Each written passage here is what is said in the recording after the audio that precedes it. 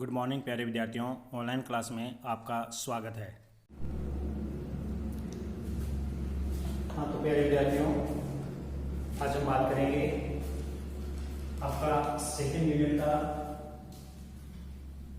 चौथा अध्याय राज्य स्तरीय एवं स्थानीय स्वशासन के बारे में। राज्य स्तर पर हमारे यहाँ पर किस प्रकार की व्यवस्था की गई है, इसी के साथ साथ स्थानीय स्वशासन के बारे में 13वां और 74वां संवैधानिक संशोधन।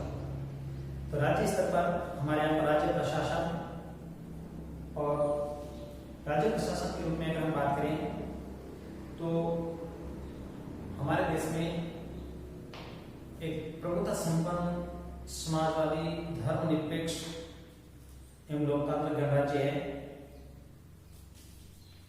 देश के संवैधानिक प्रमुख, जिसे हम कहते हैं राष्ट्रपति के परामर्श हेतु एक मंत्री परिषद होती है, जिसका प्रमुख देश का प्रधानमंत्री होता है।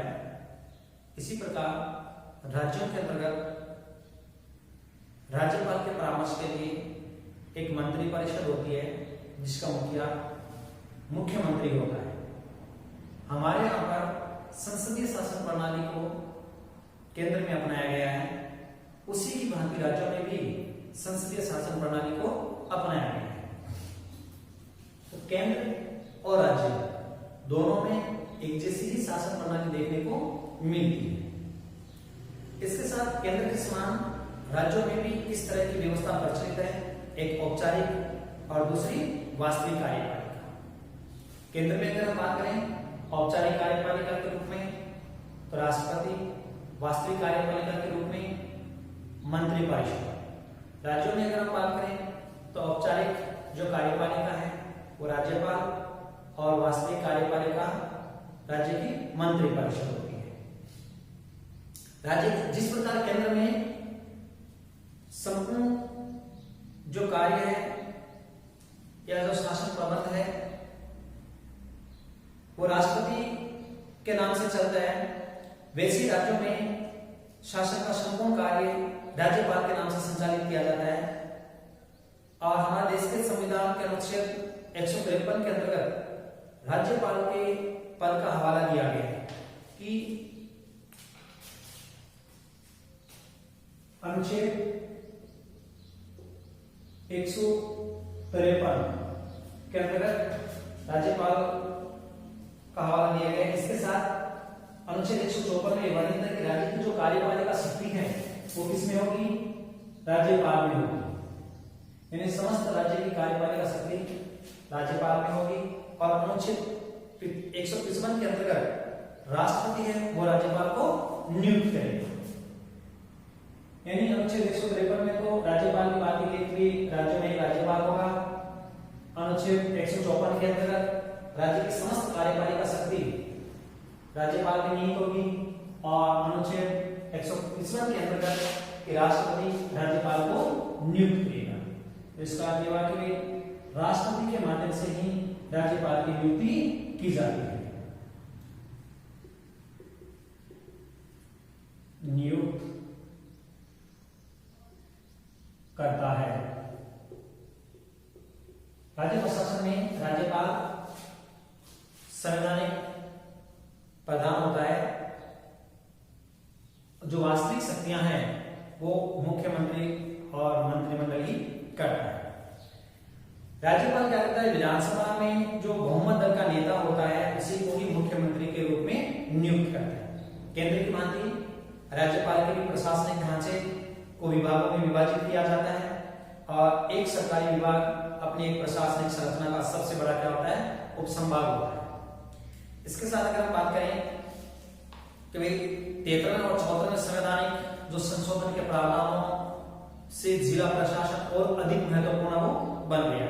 यानी जो हमारे संविधान में 13वां और 14वां जो संविधान संशोधन किया गया था उसके माध्यम से तो जो जिला प्रशासन है वो और अधिक ज्यादा महत्वपूर्ण बन गया है। अब जो जिलाधीश है वो भारत की लोक संस्कृति की संरचना का मुख्य अभिकर्ता के रूप में वो माना जाता है। तो हम बात करते हैं राज्य प्रशासन की विशेषताएं क्या है। यानी राज्य प्रशासन की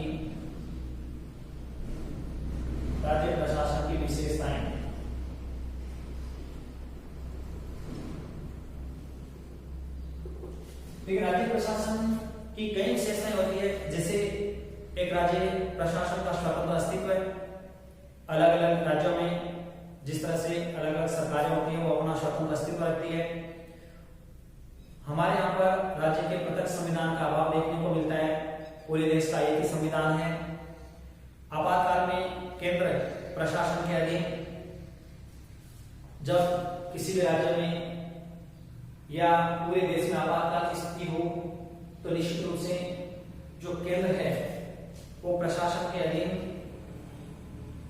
चौथा है कि केंद्र पर निर्भरता, जो भी राज्य है वो अपने बजट के लिए निश्चित रूप से केंद्र पर ही निर्भर रहते हैं। राज्य प्रशासन विकास प्रशासन का द्योतक होता है। प्रत्येक राज्य अपने अपने प्रशासन में जो भी विकास करता है वो एक तरह से विकास का द्योतक है, वो माना जाता है। जन सहभागिता पर आधारित राज्य प्रशासन है वो जन सहभागिता पर आधारित होता है। लोगों की इसमें ज्यादा से ज्यादा क्या होती है, भागीदारी होती है। सचिवालय जो राज्य प्रशासन की दूरी है, यानी राज्य प्रशासन का सारा काम सचिवालय के माध्यम से ही क्रियान्वित किया जाता है। प्रमुख प्रशासकों का अखिल भारतीय सेवाओं में चयनित होकर आना। राज्य प्रशासन में जो भी प्रमुख प्रशासक हैं वो सभी अखिल भारतीय सेवाओं से नियुक्त होकर के ही आते हैं। जैसे आईएएस लेवल के जितने भी जो पदाधिकारी होते हैं वो सभी राज्य प्रशासन की धुरी माने जाते हैं और वो सब अखिल भारतीय सेवाओं से चयनित होकर आते हैं। राज्यपाल राज्य में राष्ट्रपति का प्रतिनिधित्व करता है। जितने भी राज्य हैं उन सभी के राज्यपाल है वो राष्ट्रपति के प्रतिनिधित्व के रूप में ही कार्य वो करते हैं। राष्ट्रपति के निर्देशानुसार उनको कार्य करना होता है। और स्थानीय प्रशासन राज्य प्रशासन के अधीन होता है। स्थानीय प्रशासन, स्थानीय स्वशासन, जिसमें आप नगर पालिका देखते हो, नगर परिषद देखते हो, नगर निगम है, ये जो प्रशासन है ये राज्य प्रशासन के अधीन वो कार्य करते हैं।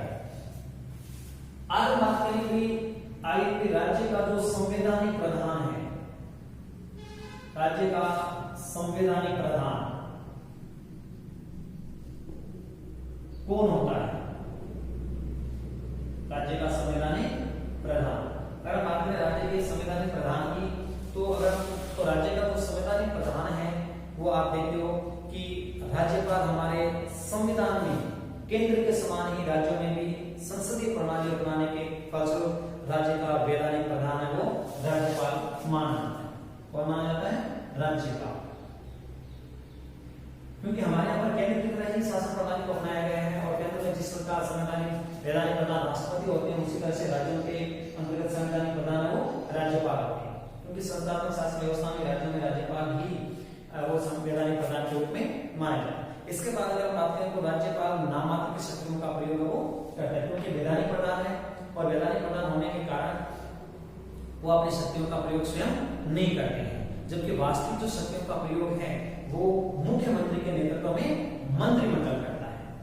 कौन करता है? मंत्रिमंडल। तो आप देखते हो कि प्रत्येक राज्य में एक मुख्यमंत्री होता है और उसी के अनुसार मुख्यमंत्री राज्यपाल की समस्त शक्तियों का उपयोग वो करती है। उसे हम कहते हैं वास्तविक कार्यपालिका। आज के समय में अगर बात करें कि राज्यपाल की राज्यों में क्या स्थिति है, राज्यपाल की स्थिति के बारे में कि आज वर्तमान समय में राज्यों के अंतर्गत राज्यपाल की क्या स्थिति हो रही है। देखिए, राज्यपाल की भूमिका वैसे तो औपचारिकता तक ही सीमित रही है, लेकिन आज वर्तमान में बदलती हुई परिस्थितियों में देखें तो ये पद अत्यंत शक्तिशाली और गरिमामय हो गए। पहले की बात ही आज के समय में अगर हम देखें तो काफी परिस्थितियां बदल चुकी है और बदलती हुई परिस्थितियों में राज्यपाल की जो महत्वपूर्ण भूमिका है वो काफी महत्वपूर्ण मानी जाती है। इसके साथ अगर हम बात करें कि राज्य का कार्य अतिथियों की इज्जत करने, उनको चाय भोजन तथा दावा देने तक ही सीमित नहीं रहे, इसके अलावा भी बहुत कुछ है वो माना गया। अनुच्छेद 163 के अंतर्गत हम बात करें तो यदि कोई ये प्रश्न उठाता है कि कोई विषय ऐसा है या नहीं है जिसके संबंध में इस संविधान के द्वारा या इसके अधीन राज्यपाल से अपेक्षित है कि वह अपने विवेकानुसार कार्य करे, तो राज्यपाल का अपने विवेकानुसार कार्य किया गया विनिश्चय अंतिम होगा। यानी अनुच्छेद 163 ये क्या कहता है कि अगर मान लो किस विषय पर निर्णय लिया जाए या नहीं लिया जाए, कौन सा विषय है जो राज्यपाल के विवेक पर है, तो राज्यपाल स्वयं ये निर्णय करता है कि इस विषय के बारे में राज्यपाल अपने विवेक से निर्णय दे सकता है या नहीं दे सकता है, ठीक है ना। इस प्रश्न की किसी भी न्यायालय में जांच नहीं की जा सकती, यानी ऐसा विषय जिस पर राज्यपाल निर्णय दे तो वो अपने विवेक के अनुसार निर्णय दे सकता है और उस विषय को किसी भी न्यायालय में चुनौती नहीं दी जा सकती है। और साथ साथ में या मंत्रियों ने राज्यपाल को किसी विषय के बारे में कोई सलाह दी या नहीं दी है तो राज्यपाल अपने विवेक के अनुसार ऐसा निर्णय वो ले सकता है। आज राज्यपाल की जो भूमिका है वो बदल रही है और उसके कुछ प्रमुख कारण भी हैं, यानी राज्यपाल की बदलती हुई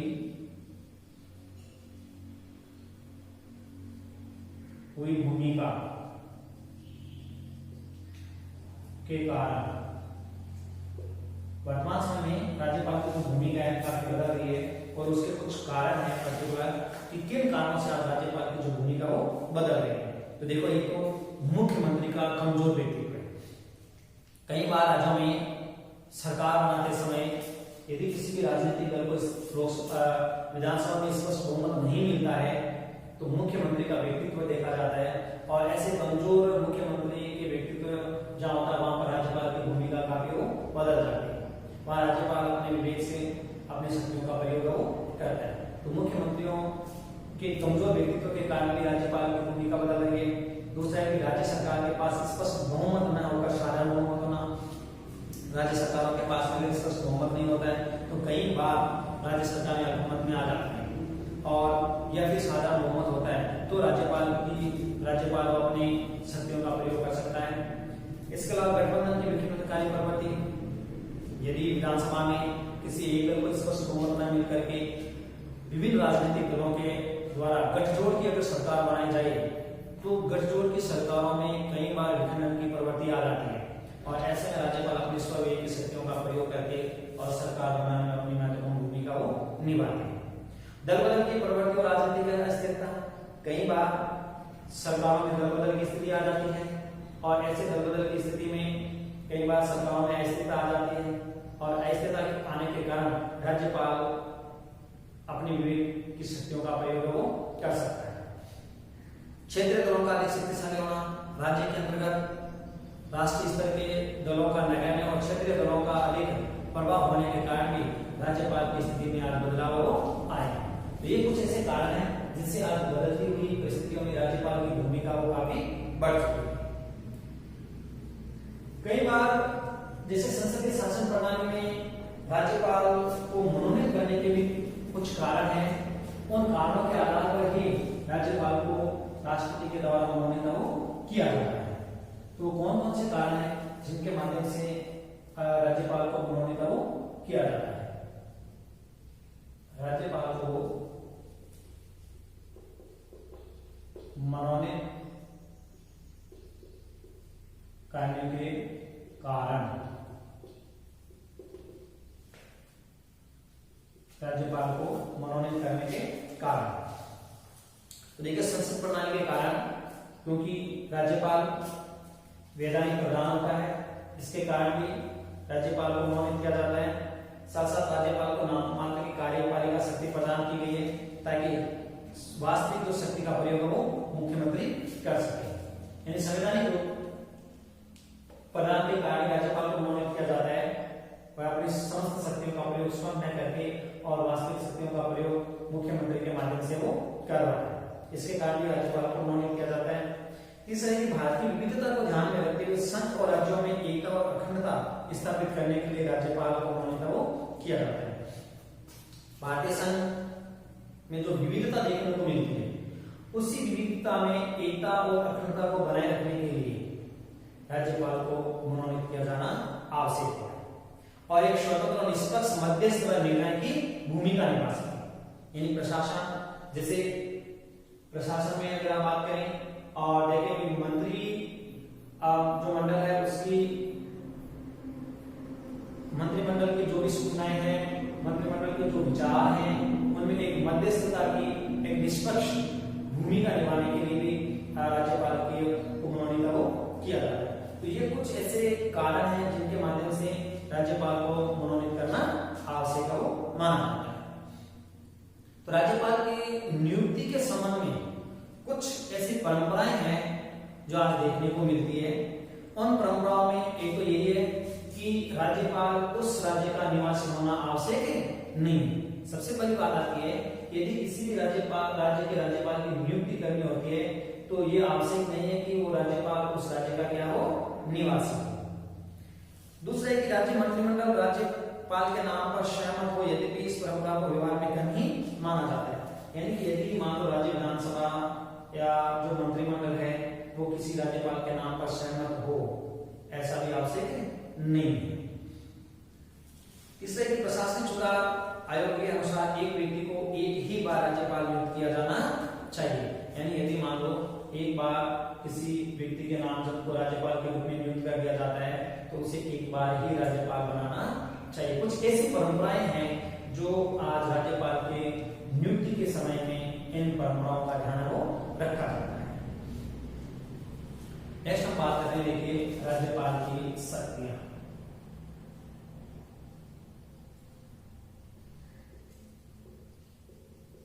राज्यपाल की शक्तियां, राज्यपाल की किन शक्तियों का प्रयोग है वो करता है। सबसे पहले आपको आता है कार्यपालिका शक्ति।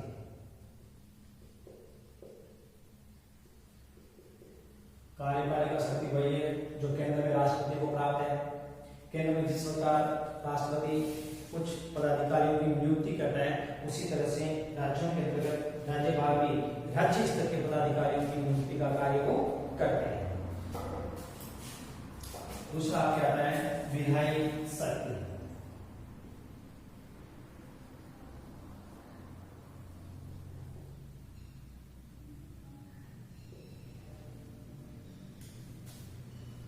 यानी कानून निर्माण करने की शक्ति। तीसरी आपकी वित्तीय शक्ति।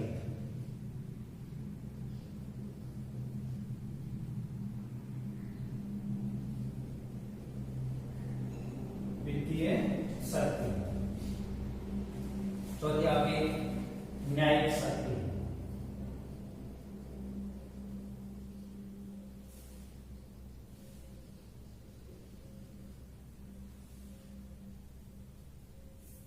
पांचवा आपके मंत्रियों के खिलाफ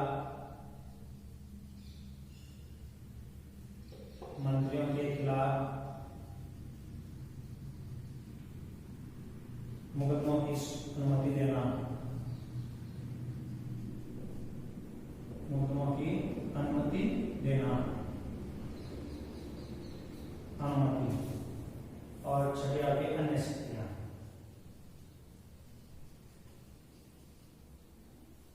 अन्य शक्ति। तो देखो सबसे पहले हम बात करते हैं कि राज्यपाल की जो कार्यपालिका शक्ति है वो कार्यपालिका शक्तियों में किस प्रकार की शक्तियां राज्यपाल को दी गई है।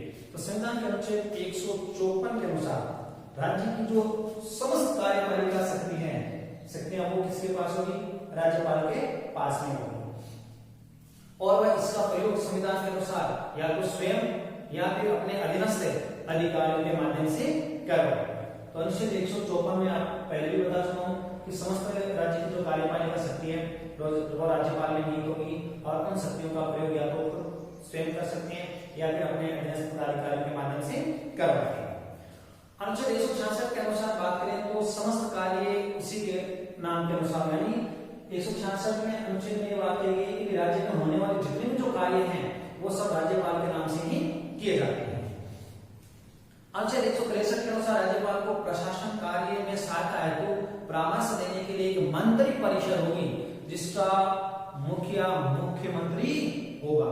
ये बात भी अनुच्छेद 163 के अंतर्गत की गई है। और 164 के अंतर्गत राज्यपाल मुख्यमंत्री को नियुक्त करता है और मुख्यमंत्री के परामर्श से अन्य मंत्रियों की नियुक्ति भी की जाती है।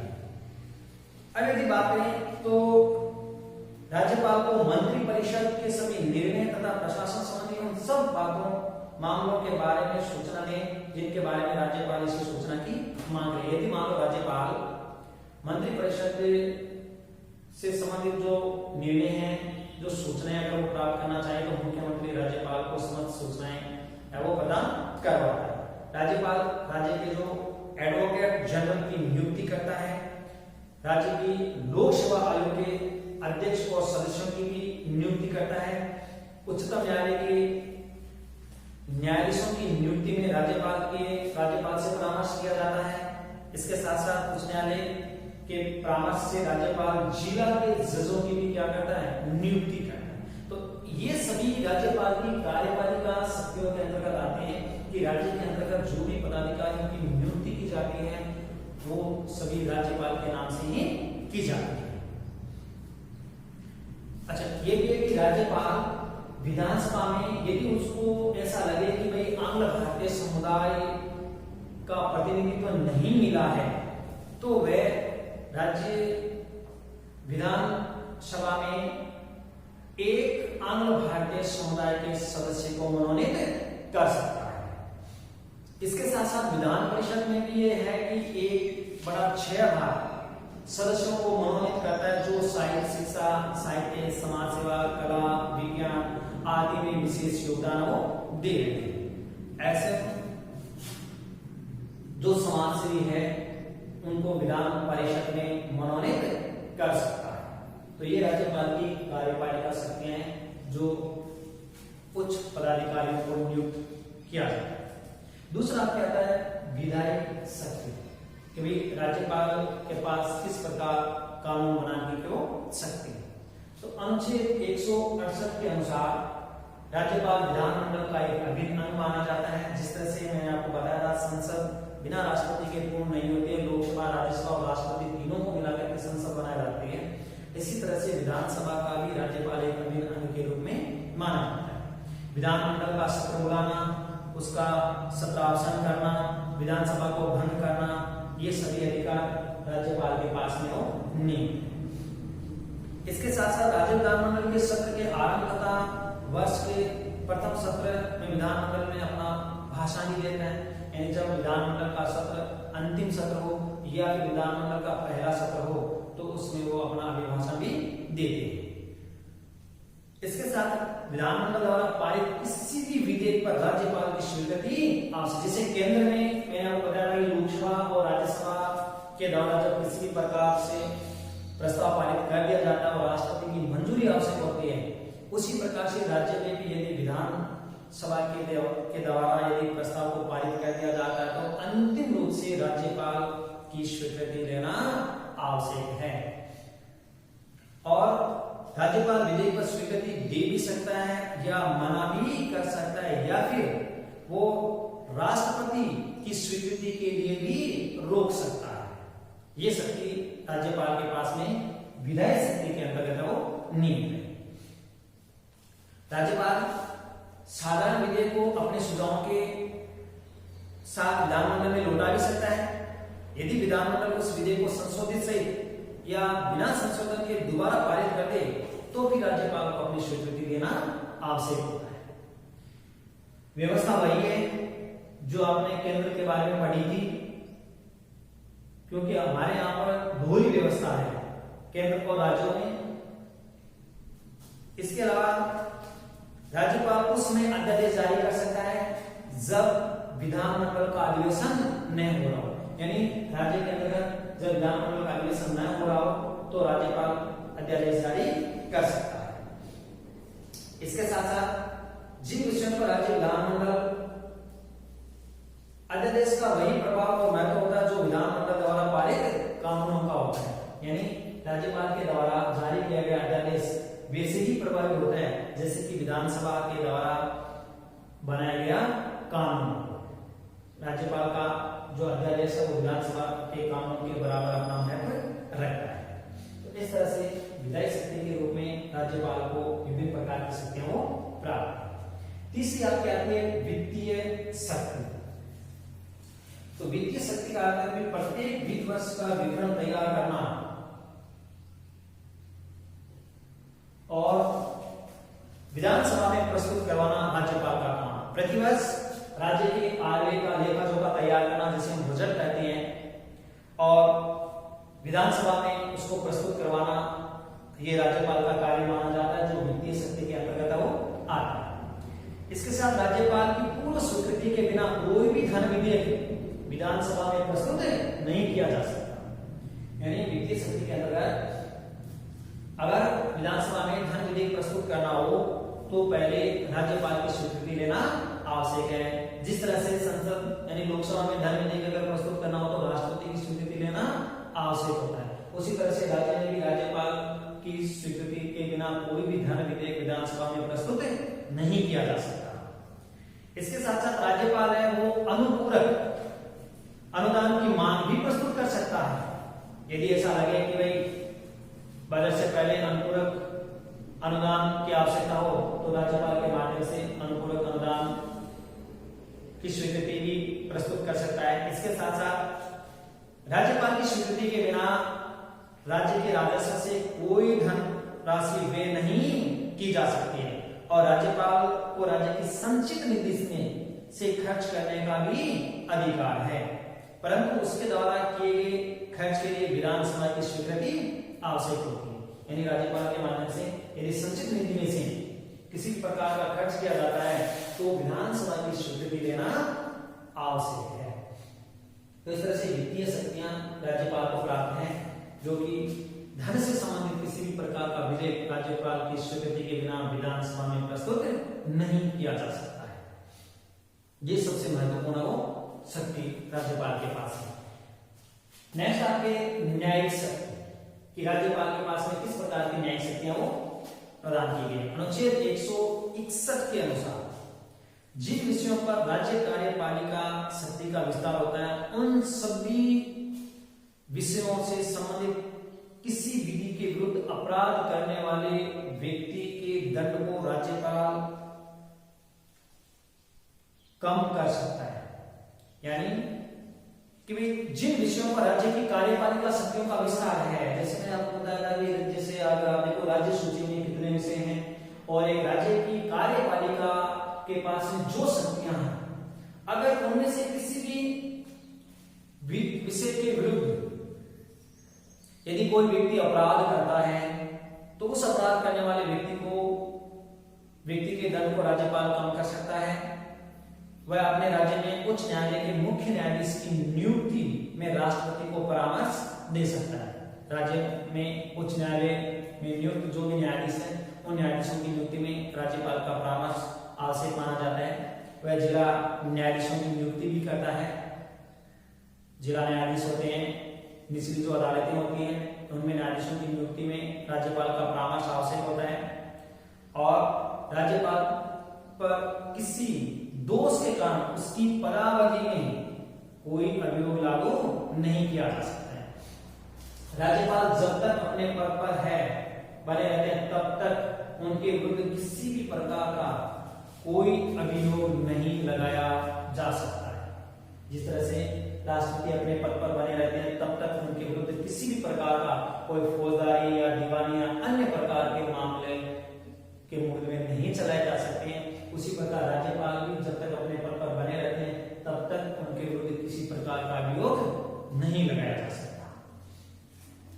ऐसा कि मंत्रियों के खिलाफ मुकदमों की अनुमति देना, यानी कि सर्वोच्च न्यायालय ने अपने 5 नवंबर 2004 के निर्णय में महत्वपूर्ण व्यवस्था दी थी कि किसी मंत्री के खिलाफ अगर प्राथमिक तौर पर कोई मामला बनता है तो राज्यपाल उसके खिलाफ मुकदमा चलाने की अनुमति दे सकते हैं। यानी कि विधानसभा में किसी भी मंत्री के विरुद्ध यदि किसी भी प्रकार का कोई प्राथमिक तौर पर मामला बनता है तो राज्यपाल की अनुमति के आधार पर उस मंत्री के खिलाफ किसी भी प्रकार का मुकदमा वो दायर किया जा सकता है। भले ही मंत्री परिषद ने इसकी अनुमति देने से इनकार कर दिया, यानी मंत्री परिषद यदि उस मंत्री के खिलाफ किसी भी प्रकार की अनुमति नहीं देती है तब भी राज्यपाल उस मंत्री के खिलाफ मुकदमे की अनुमति दे सकता है। तो मंत्रियों के खिलाफ मुकदमों की अनुमति राज्यपाल के माध्यम से वो दी जाती है। इनके अलावा भी राज्य प्रशासन को संचालित करने के लिए राज्यपाल के पास में कुछ अन्य शक्तियां होती है, जिसमें राष्ट्रपति है वो राज्यपाल राष्ट्रपति को एक संवैधानिक तंत्र की असफलता के संबंध में सूचना देता है। यानी अगर मान लो किसी भी राज्य के अंतर्गत संविधान के उपबंधों के अनुसार शासन संचालित नहीं हो रहा है तो राज्यपाल राष्ट्रपति को इसकी सूचना प्रदान करता है और इसके साथ साथ उसी की सूचना पर यानी राज्यपाल के द्वारा दी गई सूचना के आधार पर राष्ट्रपति उस राज्य में राष्ट्रपति शासन लागू करता है। आपातकाल में राज्यपाल राष्ट्रपति के एक एजेंट, एक अभिकर्ता, एक प्रतिनिधि के रूप में कार्य करता है। जिस राज्य में राष्ट्रपति शासन लगा दिया गया हो उस राज्य में फिर राज्यपाल राष्ट्रपति के अभिकर्ता के रूप में कार्य करता है, पूरे प्रशासन का संचालन करता है। दूसरा यह है कि जैसे बिहार, मध्य प्रदेश, उड़ीसा में जो राज्यपाल का एक विशेष कर्तव्य है कि वह आदिम जातियों के कल्याण संबंधी कार्यों के लिए एक मंत्री की नियुक्ति करे। यानी बिहार में, इधर मध्य प्रदेश और उड़ीसा के राज्यपालों के लिए एक विशेष प्रकार का कार्य चला है कि इन राज्यों के अंतर्गत जो भी आदिम जातियां हैं उन जातियों के लिए एक मंत्री की नियुक्ति करें ताकि इन जातियों का ज्यादा से ज्यादा विकास हो किया जा सके। और तीसरा है कि असम का जो राज्यपाल है वो असम की सरकार और आदिम क्षेत्र के जिला परिषदों के बीच खानों में उत्पन्न आय विभाजन के संबंध में होने वाले विवादों के संबंध में स्वविवेक के अधिकार का प्रयोग करता है। यानी असम की सरकार और आदिम क्षेत्र के जो जिला परिषदों के बीच में खनन से उत्पन्न जो विवाद है उन विवादों में राज्यपाल स्वयं अपनी विवेक की शक्ति का प्रयोग कर सकता है। तो ये कुछ अन्य राज्यपाल के पास में शक्तियां हैं जिनका उपयोग स्वयं राज्यपाल अपने विवेक के आधार पर कार्य को करता है। तो ये राज्यपाल की स्थिति है कि एक राज्य में राज्यपाल की क्या स्थिति होती है, राज्यपाल को मनोनीत करने के क्या कारण है, आज बदलती भूमिका में राज्यपाल की जो भूमिका है वो कितनी महत्वपूर्ण हो गई है, ठीक है। और राज्यपाल एक वैधानिक प्रधान, एक राज्य का वैधानिक प्रधान कौन होता है, राज्यपाल के पास में कौन कौन सी शक्तियां हैं। तो ये 6 प्रकार के राज्यपाल के पास में शक्तियां हैं। ये बड़ा क्वेश्चन बन जाता है आपके लिए कि राज्यपाल की शक्तियों का विस्तार से विवेचन कीजिए, ठीक है ना। तो राज्यपाल की स्थिति बताते हुए राज्यपाल की शक्तियों का विवेचन कीजिए, ये एक बड़ा प्रश्न बन जाता है, इसलिए आप इस प्रश्न को अच्छी तरह से तैयार हो कर लें।